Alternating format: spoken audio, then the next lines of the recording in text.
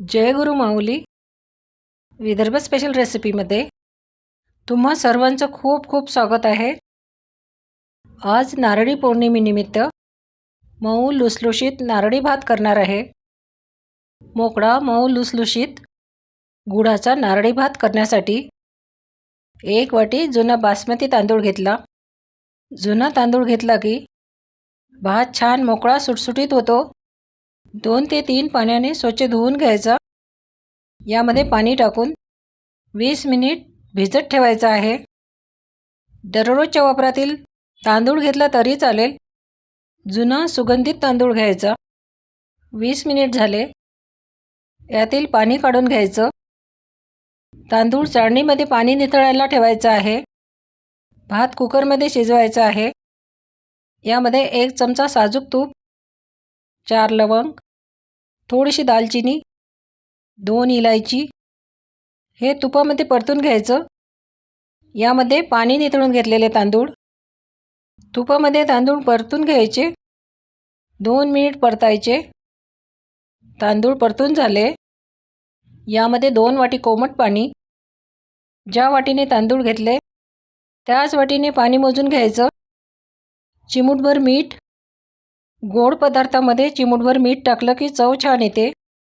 यामध्ये थोडासा food colour, orange colour आहे, आवडत असेल तर टाकायचा। सर्व मिक्स करून घ्यायचं।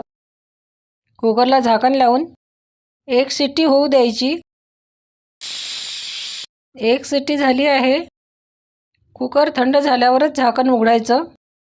भात छान शिजला आहे, छान मोकळा झालेला आहे। ताटामध्ये काढून याला असे थंड करून घ्यायचं। भात परतून घेण्यासाठी कुकरमध्ये 1 चमचा तूप गरम झालं, यामध्ये 5 ते 6 बदामाचे असे काप करून घेतले। 5-6 काजूचे असे मोठे काप करून घेतले। हे तुपामध्ये परतून घ्यायचे आहे। असे परतून घ्यायचे। राहिलेल्या तुपामध्ये 25-30 मनुका परतून घ्यायच्या। मनुका मस्त अशा फुलतात। यामध्ये 1 चमचा साजूक तूप, यामध्ये पाऊण वाटी गूळ किसून घ्यायचा। गूळ किसून घेतला की लवकर मेल्ट होतो। गूळ फक्त आपल्याला वितळून घ्यायचा आहे। यामध्ये 2 वाटी ओल्या नारळाचा किस, ओलं नारळ मी किसून घेतलं, मिक्सरमध्ये बारीक करून घेतलं तरी चालेल।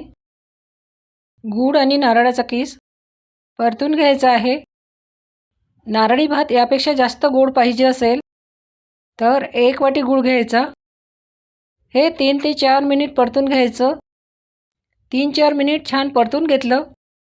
यामध्ये जायफळ पावडर, गुळाच्या पदार्थामध्ये जायफळची चव छान येते। 9-10 केशर काड्या थोड्याशा दुधामध्ये भिजत ठेवल्या होत्या, तेही यात टाकत आहे। सर्व मिक्स करायचं। गूळ छान विरघळला आहे। भात मोकळा सुटसुटीत झाला आहे। यामध्ये टाकून घ्यायचा। तळून घेतलेले ड्रायफ्रूट, मनुका हे सर्व मिक्स करून घ्यायचं। अशा सोप्या रेसिपी बघण्यासाठी सबस्क्राईब केले नसेल तर प्लीज सबस्क्राईब आणि लाईक करा। हे सर्व मिक्स करून घेतल्यावर यावर झाकण ठेवायचं आणि 2 ते 3 मिनिट लो फ्लेमवर एक वाफ काढून घ्यायची। 2-3 मिनिटानंतर छान मऊ मोकळा नारळी भात झाला आहे। गरमागरम नारळी भात तयार आहे। नारळी पौर्णिमेला असा गुळाचा नारळी भात करून बघा, चवीला खूपच छान झाला आहे। पुन्हा भेटू अशीच छान रेसिपी घेऊन।